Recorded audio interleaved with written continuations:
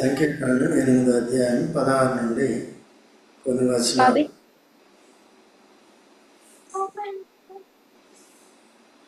సంఖ్యాకాండం 8వ అధ్యాయము 16 నుండి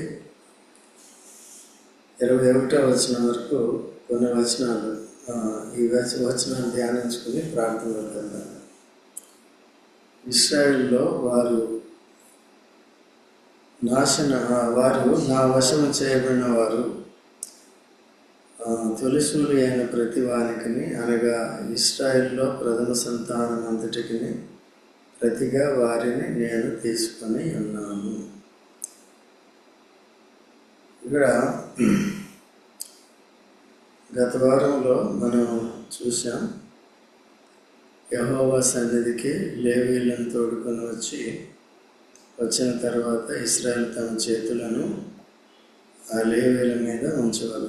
లేవీయులు యెహోవా సేవ చేయవారొకటకు అహరోను ఇశ్రాయేలును ప్రతిష్టార్పణముగా వారిని యెహోవా సన్నిధిని ప్రతిష్ఠింపవలెను.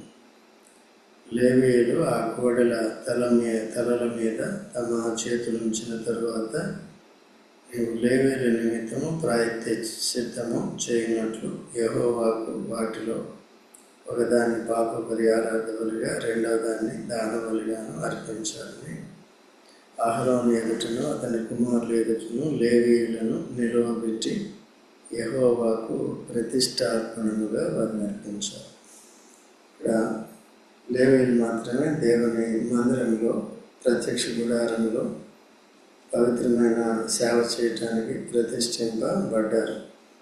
అయితే 16వ వచనం నుంచి చూస్తే, ఇశ్రాయేలులో వారు నా వశము చేయబడినవారు. ఎప్పుడు చేయబడ్డారంటే, ఎప్పుడైతే దేవుడు మోషేకి వారిని ఎలాగ ప్రతిష్ఠించాలో, ఏ బలులు అర్పించాలో అవన్నీ చేసిన తర్వాత దేవుని యొక్క వాక్యక్రమంలో, ఆజ్ఞాక్రమంలో వారు జరిగించిన తర్వాత ఇప్పుడు దేవుడు సర్టిఫికెట్ ఇస్తున్నాడు, ధృవపరుస్తున్నాడు.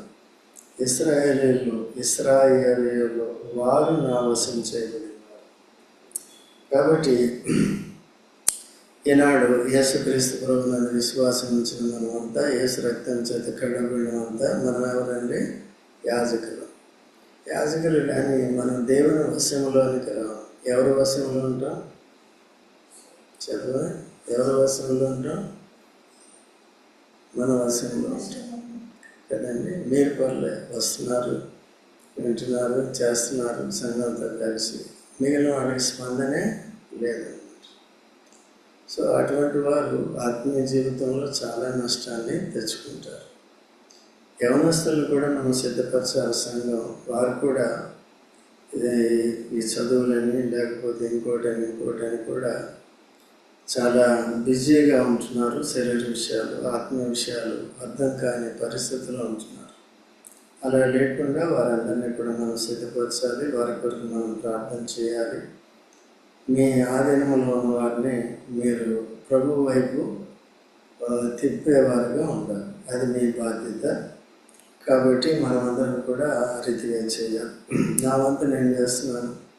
వేకునే వారికి మార్గాన్ని చూపించి వారిని సిద్ధపరుస్తున్నాం, మిమ్మల్ని కూడా సిద్ధపరుస్తున్నాం. కాబట్టి ఆ పరిచర్య మీ పరిధిలో మీరు అందరూ కూడా చేయాలి. ఆ దినాల్లో ఎవరు దేవుని వశమయ్యారు? ఈ దినాల్లో ఎవరు రక్షణ పొందిన? బాగా చెప్పారు. రక్షణ పొందిన వారంతా యేసు రక్తంలో. అయితే పార్షియల్ ఒబీడియన్స్ కూడా ఉంటుంది. అంటే పార్షియల్గా దేవుని వశం చేసుకుంటాం, అంటే పాక్షికంగా. అదే దాన్ని కూడా సంపూర్ణతలోకి రావాలి. ఓకే, అసలు రావట్లేదు, అప్పుడెప్పుడు వస్తున్నాం, అప్పుడెప్పుడు నేర్చుకుంటున్నాం, దాన్ని పాటిస్తున్నావు అయితే పర్వాలేదు, పాటించకపోతే కూడా ఎక్కువ లాభం లేదు. అంటే అసంపూర్ణతలో ఉన్నప్పుడు దేంట్లోకి రావాలి మనం? దేవుడు దేన్ని ఇష్టపడతాడు? సంపూర్ణత ఇష్టపడతాడు. అయితే బేసిక్స్ దగ్గర నుంచే రమ్మంటాడు, కట్టుకుంటూ రావాలి. కాబట్టి వచ్చిన తర్వాత ఏం చేయాలి? సంపూర్ణ స్థితిలోకి జీవితాంతం ఈ అభ్యాసం అన్నమాట. ఒకటేసారి పరిపూర్ణం అయిపోతే పరలోకం. పరలోకమే. పరలోకానికి ఎప్పుడు వెళ్తాం? ఇంకా అక్కడికి వెళ్ళిన తర్వాత దిద్దుబాటు హెచ్చరికలు ఇవేమీ ఉండవు. ఇక్కడ ఏ స్థాయి ఉందో అక్కడ ఆ స్థాయి ఉంటుంది. అదేనా? అయితే దేవుని యొక్క తీర్పులు ఎక్కడ స్టార్ట్ అవుతుంది? దేవుని గృహంలోనే స్టార్ట్ అవుతుంది. పేతురు రాశాడు కదా అది. దేవుని తీర్పులు అంటే ఎక్కడ స్టార్ట్ అయినాయి? లోతు ఇంటి దగ్గర స్టార్ట్ అయ్యింది. లోతు ఏమయ్యాడు? అబ్రహాం ఏమయ్యాడు? అబ్రహాం ఎక్కడ, లోతు ఎక్కడ? అబ్రహాము ఇంటికి ఆతిథ్యానికే వచ్చాడు. అబ్రహాము ప్రార్థించినట్టుగానే చేశాడు. అబ్రహాముని నా స్నేహితుడని చెప్పాడు. అర్థమైందండి? ఎవరు వీళ్ళు? సంపూర్ణ స్థితిలోకి వచ్చేవాళ్ళు, దినదినము దేవుని సహవాసాన్ని కోరుకునేవాళ్ళు. ఆయన కూడా విజ్ఞాపన చేశాడు కదా, అంటే యాజక ధర్మం చేశాడు. దేవుడు విన్నాడా లేదా? అదే లోతు చేస్తే పక్కన వచ్చాడు, నీకే లేదు, నువ్వు చేస్తే ఎవరంటారు? నేను సహవాసం లేదు, మనం విశ్వాసుల సహవాసం లేదు, అబ్రహాంతో సాంగత్యం లేదు, దేవునితో లేదు, బలిపీఠం లేదు. బలిపీఠం ఉంటే కదా దేవుడు ఉండేది. అదే ఇవన్నీ అట్లా చాలామంది అంటున్నారు. భక్తిని చాలా లైట్గా తీసుకుంటున్నారు. అందరూ నామకార్థమైన స్థితిలోకి వెళ్ళిపోతున్నారు. క్రైస్తవులు అనిపించుకోవడానికి బాప్తిజం తీసుకుంటున్నారు. తర్వాత అక్కడే ఉంటున్నారు. కొంతమంది అయితే బాప్తిజం కూడా తీసుకోవట్లేదు. అంటే ఆత్మీయ జీవితంలో ఆత్మను పోగొట్టుకోవడానికి ఎంతకైనా తెగించే స్థితిలో ఉంటున్నారు. అదంటే తెలిసిన వాళ్ళు కూడా, కొద్ది గొప్ప తెలిసిన వాళ్ళు. తెలియని వారంటే వాళ్ళు అలా చేస్తున్నారంటే దాని గురించి మనకేమి బాధ లేదు. తెలిసిన వాడు అట్లా చేయకూడదు. అది మన బాధ్యత కూడా ఉంది. అది కూడా జాగ్రత్తగా చూసుకోవాలి. కాబట్టి ఇక్కడ లేవీయులంతా ఎవరి వశమయ్యారు? మనం ఎవరి వశం కావాలి? దేవుని వశం. అందుకనే పొద్దున్న లేచినప్పటి నుంచి దేవునికి మనల్ని మనం సమర్పించుకోవాలి. Day in and day out అంతే. ప్రభువా, ఇప్పుడు ఏం నేర్చుకుంటున్నానంటే, మరో దినం పొడిగించావు, నీకు వందనాలు ప్రభువా, దినమంతా నా పనిపాటుల్లో తోడుగా ఉండు, నన్ను కాపాడు. ఎందుకు కాపాడుతాడు? నేను ఇశ్రాయేలు రాకపోకలు ఎందుకు కాపాడుతాడు? ఎందుకు కాపాడుతాడు? అరణ్యంలో వాడు నడిపిస్తున్నాడు. వాడికి వేరే పని లేదు. ఎవరి మీద ఆధారపడాలి? లేదు. అక్కడ కూడా పొరపాట్లు చేస్తున్నారు.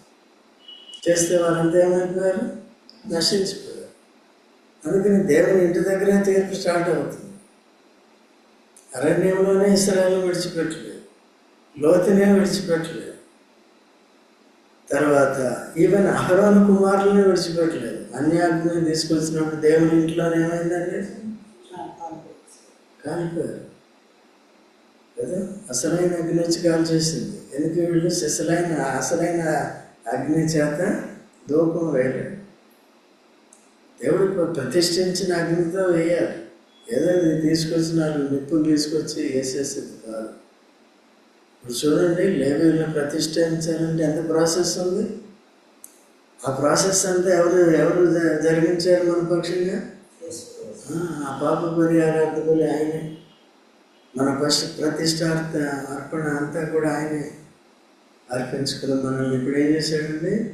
యాజకులుగా ప్రతిష్ఠించాడు. ప్రతిష్ఠించడం అంటే ఆ పని ఉన్నప్పుడు ఆ పనికి ప్రత్యేకించుకోవాలి. ఓకే, సో అలా చేయాలని ఇక్కడ హెచ్చరింపడుతుంది. ఎందరైతే దేవుని వశంలో ఉండి యాజక ధర్మం చేయట్లేదు వారందరూ కూడా చేయవలసి ఉంటుంది. లేకపోతే ఆత్మీయంగా ఏమవుతారు? నష్టపోతారు. చూడండి తర్వాత ఏముంది? వారు నా వశం చేయబడిన వారు తొలిచూలు అయిన ప్రతి వారికి, అనగా ఇశ్రాయేలులో ప్రథమ సంతానం అంతటికి ప్రతిగా వారిని నేను ఇశ్రాయేల్లో ప్రథమ సంతానం అంతటికి బదులు ఎవరిని తీసుకున్నాడు? అందుకనే వారు ప్రథమ సంతానం ఇవ్వాల్సిన పని. మిగిలిన గోత్రికులు ఉంటారు కదా, వారు ఎందుకు ఏమైనా అవసరం లేదు? లేవీయులు తీసుకున్నారు. ఈ దినాల్లో ప్రథమ లేదు, కడమ లేదు. అందరూ కూడా ఏం చేయాలి? యేసు రక్తం చేత కడగబడిన వారందరూ కూడా. ఇంకో మాటలో చెప్పాలంటే రక్షణ పొందిన మనమే జ్యేష్ఠులను. జ్యేష్ఠపుత్రుడు ఏముంటుంది? దేవుని ఆశీర్వాదాలు పొందే ఆధిక్యత ఉంటుంది, దేవుని సేవ చేసే ఆధిక్యత ఉంటుంది. అయితే ఇప్పుడు కయ్యోను జ్యేష్ఠుడు కదా, మరి జ్యేష్ఠత్వాన్ని నిలుపుకున్నాడా? ఎవరికి వచ్చింది అది? ఇప్పుడు ఎవరు జ్యేష్ఠుడు అంటే ఎవరు చెప్తాం? కనిష్ఠుడు జ్యేష్ఠుడు. అందుకనే మొదటి వారు కడపడు, కడపటి వారు కొన్నిసార్లు అట్లా కూడా అవుతారు. మొదటి వారు కడపటి వారు అవుతారు. ఏదైనా ఒకటి అనుకోండి, అది చూసుకోవాలి. ఎప్పుడు కూడా ఆత్మీయ జీవితంలో జ్యేష్ఠత్వ స్థానంలో ఉండాలి. జ్యేష్ఠత్వపు స్థానంలో మొదటి స్థానంలో దిగజారిపోయి వెళ్ళిపోవడానికి వీళ్ళు. లోతు కూడా ఆధిక్యత కలిగి ఉన్నాడు, కానీ ఏం చేశాడు? కోల్పోయాడు. అలా లేకుండా జాగ్రత్తగా చూసుకోవాలి. తర్వాత 17వ వచనం, ఎలాగనగా మనుషులలోను పశువులలోను ఇశ్రాయేలీయులలో తొలిచూలి అయినది యావత్తును నాది.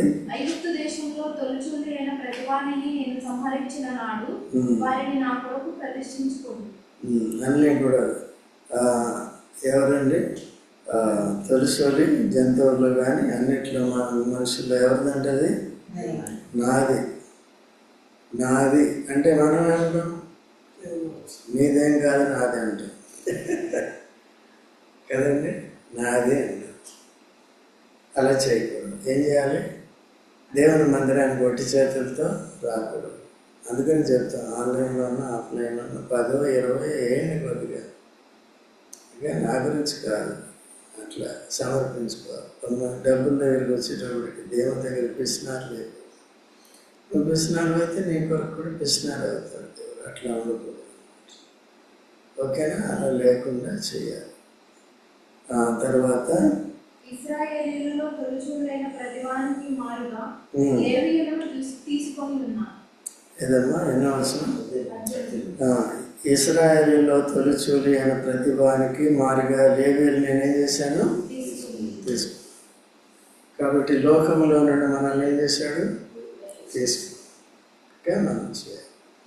మళ్ళీ విశ్వాసంలో నుండి ఫుల్ టైం సేవకుల్లాగా మాలాంటి వాళ్ళని కూడా ఏం చేశాడు? 24 గంటలు మేమేం చేయాలి? ఇదే పనిలో ఉండాలి. లేవీయుల పని ఏంటో తెలుసా? లేవీయుల పని ఏంటో తెలుసా? దేవుని సన్నిధిని హత్తుకుని ఉంటారు, దేవుని సన్నిధిలో కనిపెడుతూ ఉంటారు. అందుకనే చెప్తూ ఉంటాం, మీకు ఏ ఇబ్బంది వచ్చినా, ఏ పరిస్థితి వచ్చినా ఇన్ఫర్మేషన్. నిన్న త్రివేణికి యాక్సిడెంట్ అయిందంట, మెట్లు ఎక్కుతూ ఇంట్లో పడ్డది, కాలు ఫ్రాక్చర్ అయింది. వెంటనే ఏం చేసింది? నేనేం చేశాను? ఎన్ని గంటలు చేసింది? 10:30 తర్వాత. అదే అట్లా తెలుసుకుని వెంటనే ఏం చేయాలి? అర్థం చేసి ఆమెను ఆదరించి, మళ్ళీ మీ అందరికీ కూడా, మీరందరూ కూడా యాజకులు కదా, అందరికీ కూడా యాజకులు కాబట్టి ఏం చేయాలి? ఫస్ట్ నేను చేసిన దానికి ఏకీకరించి తర్వాత మీరు కూడా చేసినప్పుడు చేయాలి. లేకపోతే కొంతమంది భారం ఉన్నవాడు వెంటనే చేస్తారు కొంచెం, ఆ మెసేజ్ వచ్చింది. ఎందుకంటే ఇతరుల కష్టాలు మనమే అన్నట్టుగా ఏం చేయాలి? మనం చేయాలి. ఇదంతా చేసిన తర్వాత ఆత్మీయ జీవితానికి నష్టం అవుతుంది. ఆమె కొత్త గొప్ప పరిగెడుతుంది, వాక్యం వింటుంది, ఆత్మానుసారమైన మనసే కలిగి ఉంటుంది. యుక్తి, నటన, వేషధారణ ప్రస్తుతానికి లేదు. తన భర్తకి అంతగా ఆసక్తి లేదు. అయితే కొద్దిగా మోటివేట్ చేస్తూ ఉండాలి. దానికి ఇంకా బేసిక్స్ సరిగ్గా తెలియదు. ఇవన్నీ ఉంటాయి. మేము ఇవన్నీ అబ్జర్వ్ చేసి నెమ్మదిగా సిద్ధపరుస్తాం. సో వాళ్ళు డైరెక్ట్గా మన కాపురత్వంలో లేరు కాబట్టి, కాపురత్వంలో లేరు కాబట్టి చేయడం, ప్రార్థన చేయడం, ఇంకా దేవుడు ఏదో రకంగా సిద్ధపరుస్తారు. కాబట్టి ఆ విధంగా ఒకరికొకరికి ఒకరు ఏం చేయాలి? ప్రార్థన. అది కూడా యాజకుడు. సువార్త చెప్పడం కూడా యాజకుడు. ఎక్కడుంది?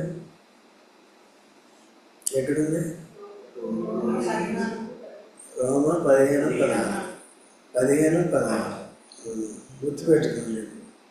అది ఎవరు చెప్పారన్నమాట? పౌలు. సంపూర్ణమైన యాజక ధర్మాన్ని సంపూర్ణ సేవలో చేశాడు. ఎవరు? సంపూర్ణ సేవ. ఓకేనండి. సో మనం అందరం కూడా అలాగా మనమంతా మనం చేయాలి. తర్వాత మరియు ప్రత్యక్షపు గుడారంలో ఇశ్రాయేలీయుల నిమిత్తము సేవ చేయుటకును ఇశ్రాయేలీయుల నిమిత్తము ప్రాయశ్చిత్తం చేయుటకును ఇశ్రాయేలీయులలో లేవీయులను అహరోనునకును అతని కుమారులకును ఇచ్చి అప్పగించి ఉన్నాను. అందువలన ఇశ్రాయేలీయులు పరిశుద్ధ మందిరంలో సమీపించినప్పుడు ఏ తెగులైనను ఇశ్రాయేలీయులకు సంభవించకపోవును అని చెప్పాను.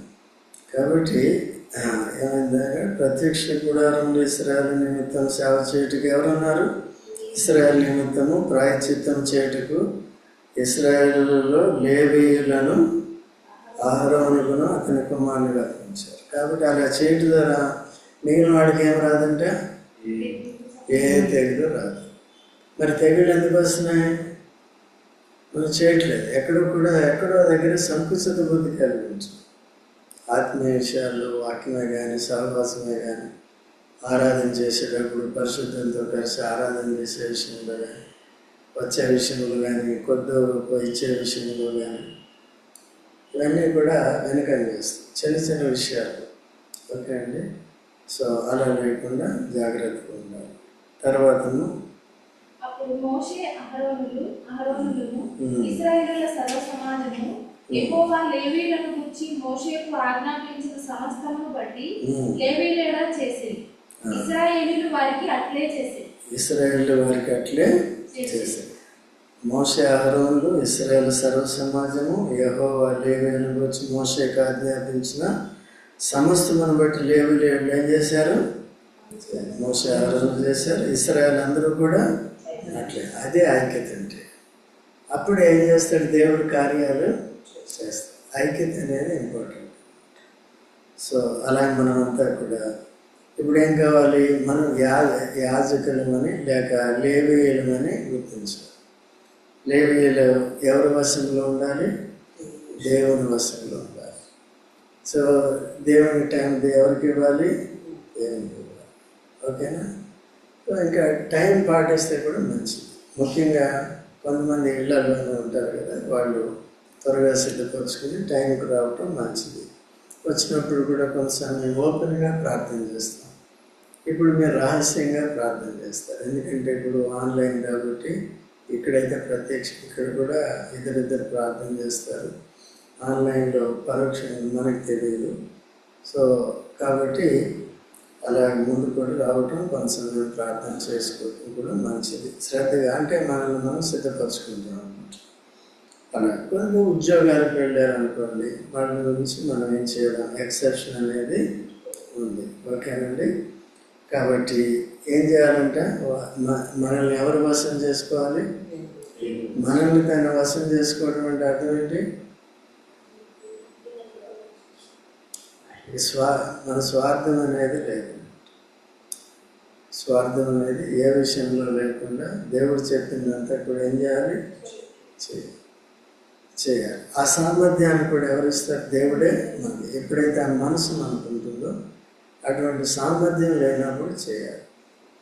లేనప్పుడు ఇశ్రాయేలుకి ఏమొస్తాయంట? ఇశ్రాయేలు అందరూ కూడా ఏకీభవించారు కాబట్టి అట్లా చేస్తే నీకు తెగులు రాదు.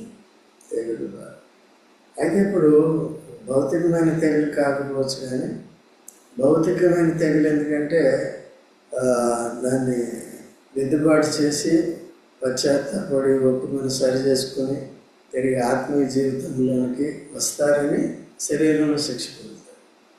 అది లేకుండా వదిలేశాడంటే ఆత్మలో చాలా నష్టపోతుంది కదండి. లోతు నువ్వు వదిలేసాడా లేదా? వదిలేసినప్పుడు ఎవరికి నష్టమైంది? సేవరికి భూ సంబంధమైన వాటి మీద పెట్టుకున్నాడు. కట్టుబట్టలతో బయటకు రావచ్చు. మిగిలినంతా కాలిపోయింది. ఈ లోకం అంతా కాలిపోతుంది, ఏది ఉండదు. కాబట్టి ఏం చేయాలి మనం? ఈవెన్ ఈ శరీరం కూడా ఉండదు. ఎంత చక్క శరీరం, ఎంత లావు శరీరం, ఎంత కండల శరీరం. కండలు దండలు ఏముండవు ఇక్కడ. అంతా వదిలేసుకోవాలి. కాబట్టి ఏం చేయాలండి? ఈ శరీరాన్ని పొడవుకు అప్పగించుకునే కొద్ది ఆత్మీయంగా దినదిన నూతనపరచబడతాం. శరీరంలో కూడా ఆరోగ్యం అనేది. ఆఖరికి ఈ మాట చదవండి, రోమేలకు రాసిన పత్రిక 8వ అధ్యాయం 11వ వచనం.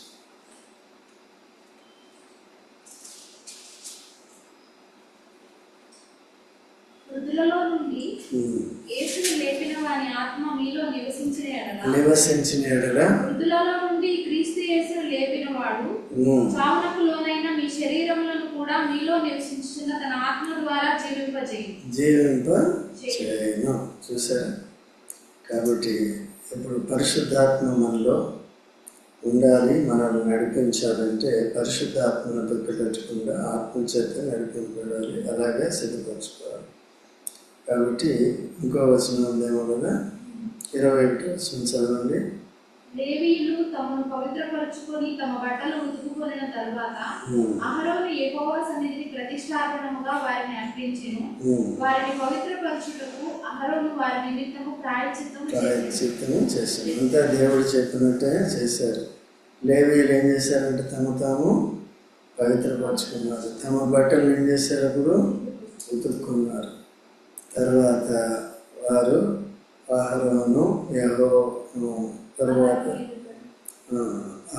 యెహోవా సన్నిధిని ప్రతిష్టార్పణంగా వారిని ఏం చేశాడు? తాము సమర్పించుకున్నారు. సో ప్రతిష్టార్పణమైన